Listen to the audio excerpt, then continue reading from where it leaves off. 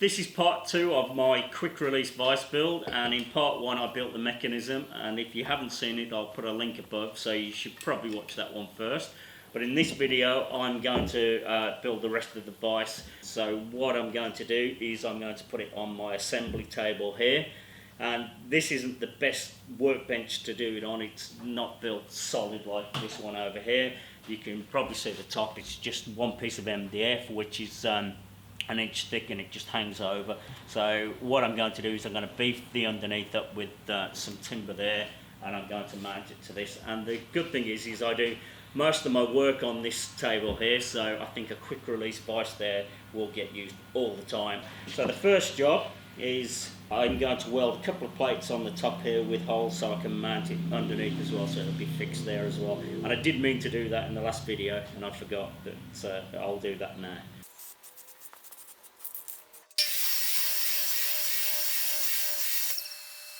I'm going to use this reclaimed silky oak for my jaws, and the front jaw here is just over 40mm thick and the rear jaw is just over 30mm thick, and I've just cut them to length and I've cut them at 500mm.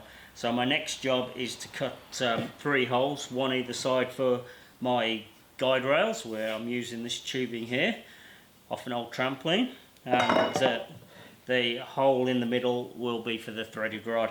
So what I need is the holes in the back of the front jaw. They need to be a nice tight fit to keep the guide rails nice and square, and I found that my forstner bit does a good job of that. That's perfect fit and it's nice and tight.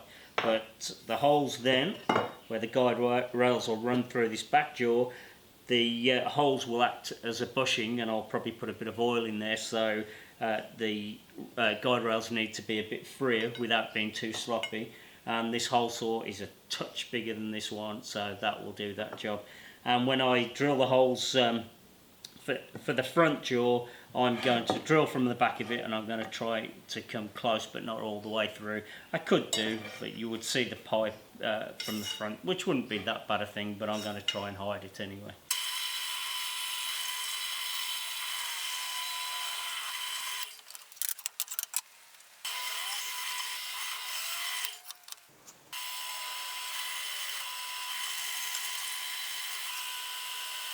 Because this bench is getting the new vice, I thought I should improve the top, and I did all this off camera to try and speed things up, but then I thought I should probably show you what I've done. So what I did is I flipped the top over, and I thought that'd be great, but I have this nasty habit of wiping glue under these wings, and there was a big build-up of that along the edges. It wasn't very good, so I put a new piece of MDF on the top, and that's a good thing because it's nice and sturdy now. But this is my outfeed table for the table saw, and it was just a touch too high. So what I've done is I have rails that run underneath the workbench that the casters sit on, and with a handsaw I took a little bit off those. And then the only other thing I did is this opening here, there's no real support under there, and the top was warping over time, so I've put a piece of 1-inch square tubing across there, and that's made that more sturdy as well. So it's something I should have done a long time ago, and I've been meaning to as well, but never get round to it. And it's almost too nice to use, but I don't think it's going to look like this for long.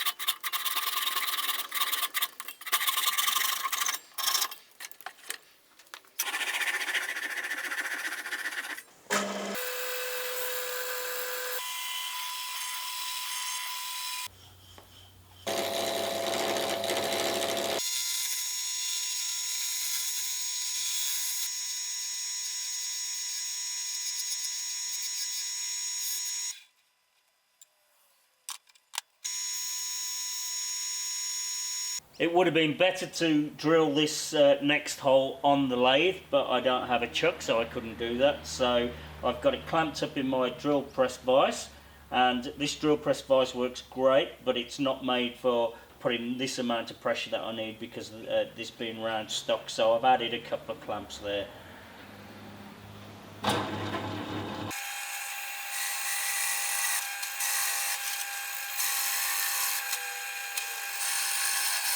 I need to drill a recess in there so the handle can fit inside, and then I can glue that on. But what I'm going to do is I'm going to sand this side of that sword off. I'm going to sand that flat, and then the other side I've got that centre hole there that was used for the lathe, so I can drill a hole in the centre.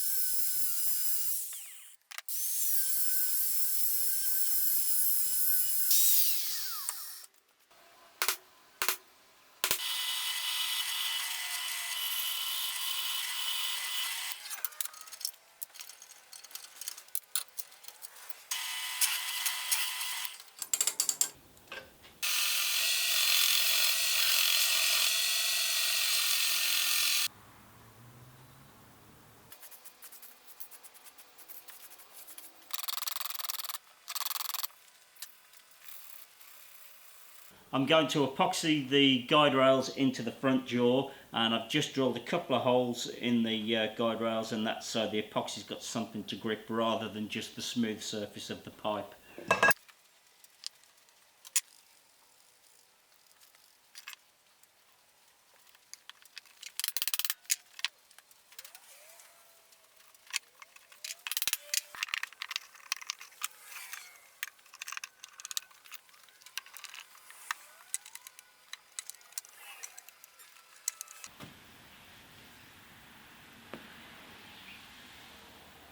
I've got a little bit ahead of myself, and I haven't just made a mistake, I've actually made two, and what I need to do is drill a recess in the front of the front jaw for the nut to live in.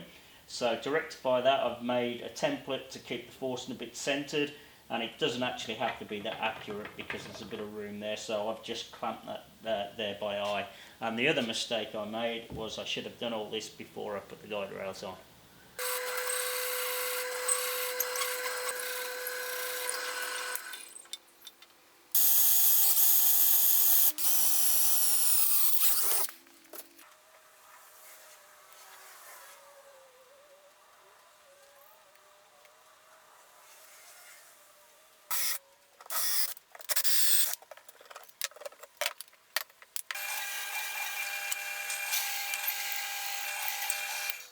Before I start installing it, I thought I'd quickly show where I'm up to and what this piece is here. And this is a support for the threaded rod, because the quick release mechanism and the housing doesn't actually support the threaded rod. This gets fixed to the back of the fixed jaw, and the threaded rod runs through it, but like I say, it doesn't actually support it. So it gets supported either end on this piece here now, and at the front on the front jaw. And what I've done here is I've rather crudely made a bushing out of a piece of steel pipe, and that's because I can't find a piece of pipe that snugly fits these threads. So I've cut this one, opened it up a little bit and epoxied it in there, and even though it's got that edge there and you think it's going to wear this out, it will take a long time to do that because steel's pretty tough and it's not like this is moving at high revolution, so I think that will work out fine. And then the other end, the threaded rod will get supported by the collar.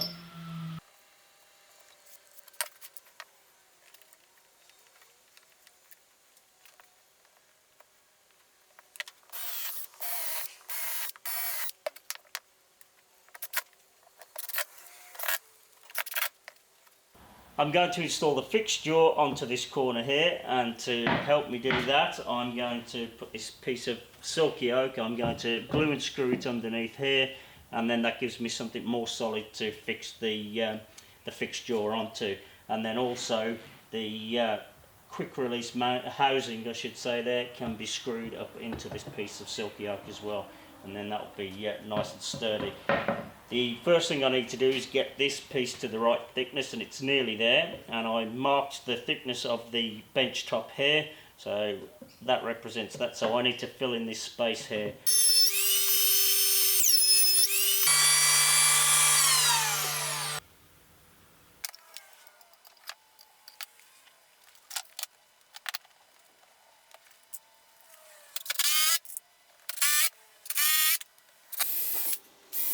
I've pre-drilled the holes in the fixed jaw, but I'm just going to fix the two outside ones for now, and that's because I've got to take it back off. Because the side of my workbench is closed in, I need to drill holes through it for the bars to go through, so I'm just going to mark where they are, and I'm going to drill oversized holes so I don't have to be 100% accurate.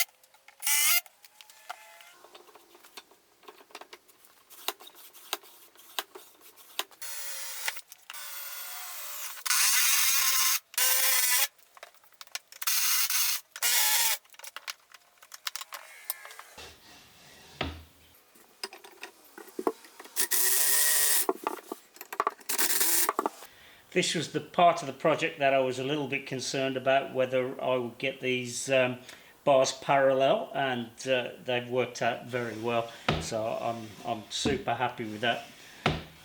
There's a slight binding in it, but I think that will sort itself out with a bit of use.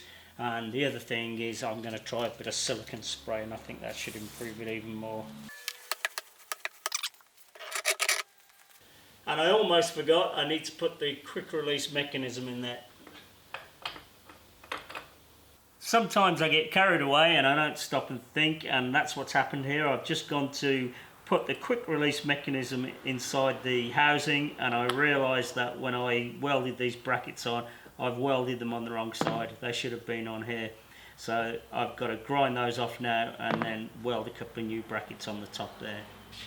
I've just fixed the housing up and given it a coat of clear, so while that's drying I'm going to put some oil on the jaws, but I'm not going to put any on the inside faces because I think I'm going to put some leather on the inside. And this is tung oil.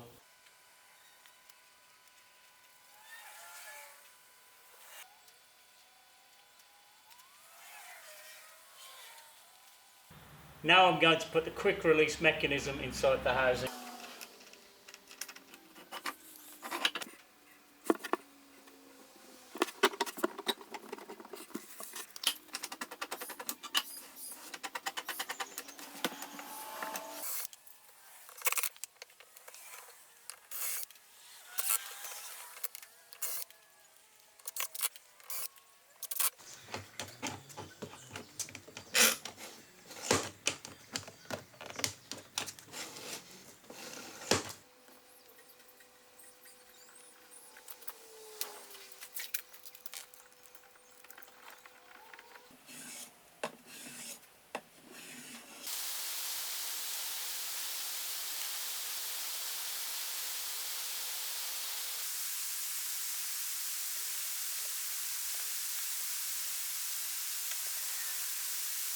So I just chamfered the edges off the front jaw just to dress it up a little bit, and I gave it all a coat of beeswax as well. So I'll just do a quick demo. So we push our front jaw up to the workpiece, tighten it up, and yeah, it's solid. Oh, I've just moved it, but I could probably go a bit more. It is absolutely solid. So there's plenty of clamping pressure there. Undo it, and then it's free to move again. So if you saw the last video, you'll understand how that mechanism works. If you didn't, then you should probably watch that. I'll just show you again quickly. We push it to the workpiece, tighten it, and then that half nut moves over onto the threads and engages, and then to undo it, the half locking nut moves out the way, and we're free to move the vice in and out again.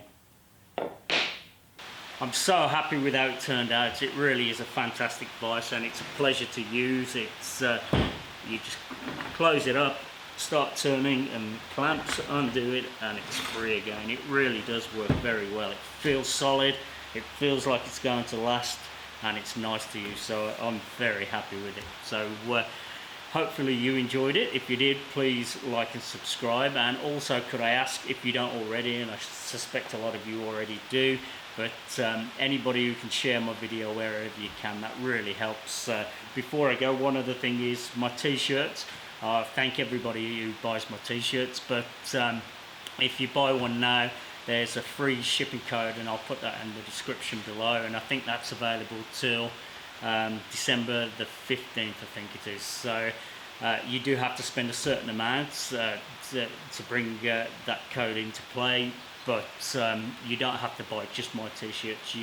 Because I use a service called Threadless, there's heaps of t-shirts on there, and you can make the order up with other designs off other artists. And also there's a couple of makers who I know of who use the service, and I've just ordered their t-shirts, and one of them's Cactus Workshop, and the other one is Robin Lewis, and there's probably many more makers use the service. I just don't know of them. So look out for those, and yeah, thanks for watching, and I'll see you on the next one.